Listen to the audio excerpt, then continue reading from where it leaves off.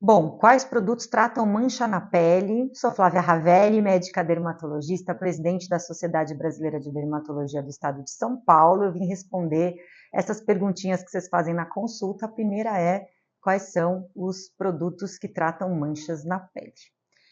Pois que muito que bem. Então a gente tem diversos produtos hoje que tem esse claim, né, que tem essa proposta de uniformizar ou clarear as manchas que a gente tem na pele. A grande questão aí é que existem vários mecanismos de ação que um ativo, que é aquela substância que está dentro do potinho do creme, ela pode atuar. Então, uma delas é inibir uma enzima chave que vai produzir o pigmento na pele. A outra, um outro ativo, ele pode impedir que esse pigmento que foi formado seja distribuído através da pele.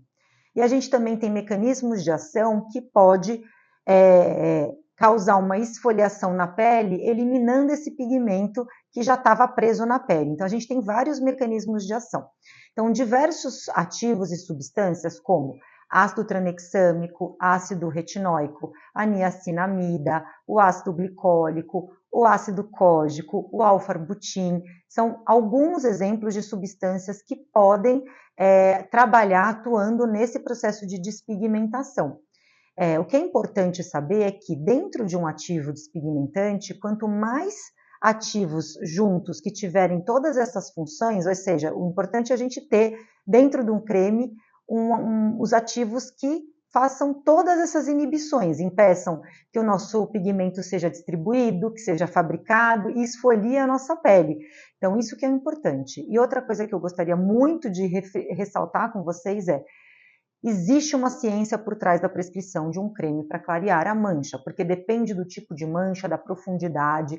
E hoje, quem está habilitado realmente para fazer esse diagnóstico adequadamente, saber se aquilo é uma pinta, um nevo, uma mancha, uma sarda, é o médico dermatologista. Então, procure seu médico dermatologista para escolher junto com você o melhor creme para você utilizar para clarear ou uniformizar sua pele. Gente, isso aqui, olha, pós-Covid, queda de cabelo, foi, assim, campeão de atendimento aqui no consultório. Então, o que que acontece? E, ó, não é só pós-Covid, não. Pós-Covid, pós-gripe, qualquer gripe que você tenha, pneumonia, infecção de urina. Então, qualquer infecção pode determinar a queda de cabelo. Essa desordem, isso que acontece, essa queda bruta de cabelo que acontece após uma infecção, a gente dá o nome de eflúvio telógeno. E o que que acontece? O organismo ele sofre uma agressão e o nosso cabelo, o ciclo do nosso cabelo fica tão bagunçado, tão desorganizado, que o cabelo, que tem a fase de crescimento, ele para essa fase de crescimento e grande parte dos nossos fios entram ao mesmo tempo na fase de queda. E a gente quase não percebe essa fase de queda porque a gente tem só 10% dos fios nessa fase. Mas quando a gente é acometido por alguma desordem, alguma infecção, a maior parte acaba indo para essa fase de queda de cabelo e dá aquele desespero. Então, tem tratamento? A verdade é que é uma doença autolimitada. Se a gente fizer ou não fizer nada, ela vai se resolver em mais ou menos 4 meses, tá? E a partir do momento que você contraiu a doença, o Covid ou qualquer outra infecção, essa doença ela pode se manifestar de 1 até 6 meses após essa doença que você teve. Então, às vezes você está tendo uma queda de cabelo e nem lembra que meses atrás você ficou doente, tá? Então, o que a gente costuma fazer? A gente costuma, obviamente, conversar com o paciente, descartar outras causas de queda de cabelo, sejam elas doenças, distúrbios nutricionais, falta de vitamina. Então, a gente faz essa investigação, vê se a parte hormonal da pessoa está normal, e daí a gente orienta, tá?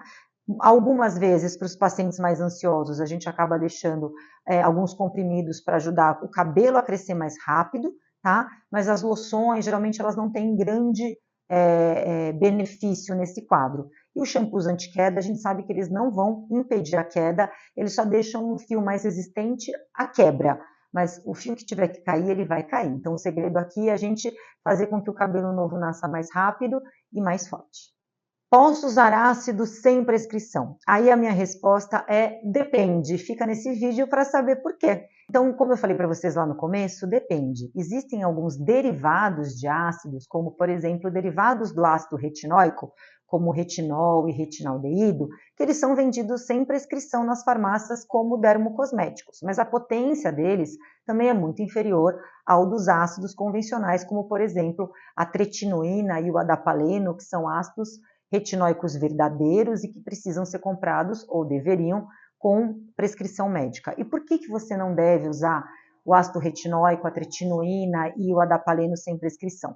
Porque, primeiro de tudo, não são todas as peles que podem utilizar, pessoas que têm pele sensível, sensibilizada, rosácea, dermatite atópica ou seborreica, pele muito seca, elas podem se sensibilizar e se sentirem agredidas com o uso dessa substância.